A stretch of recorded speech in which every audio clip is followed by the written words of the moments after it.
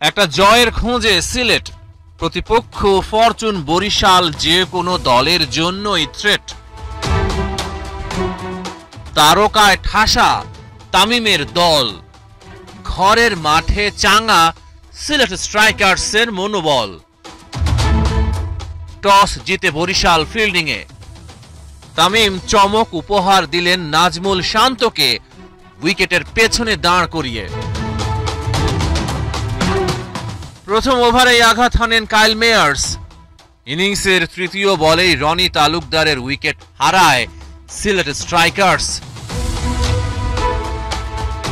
তবে রাকিম কর্নওয়ালের ব্যাটে ঝড়ের আভাস। 12 বলে 18 রান করে আউট রাকিম। শাহিন আফ্রিদির উল্লাস। সিলেটকে বড় সংগ্রহের স্বপ্ন দেখাচ্ছিলেন জর্জ মানসি, কিন্তু 13 বলে 28 রান করে তিনি আউট হতেই স্ট্রাইকারদের ইনিংস হারায় গতি। একই ওভারে জাহানবাদ খান তুলে নেন অ্যারন জোন্সের উইকেট। রিশাদের বলে আউট জাকির হাসান, চাপে পড়ে যায় সিলেট। দলের বিপর্যয়ে কিছুই করতে পারলেন না জাকের আলী, 1 রান করে আউট তিনি। 76 থেকে 83, 7 রানের মাঝে 5 উইকেট হারায় সিলেট। 29 বলে 36 রান করেন কাপ্তান আরিফুল হক। 125 রানে সিলেট অল আউট। বরিশালের সবচেয়ে সফল বোলার রিশাদ হোসেন 15 রান খরচায় শিকার করেছেন 3 উইকেট।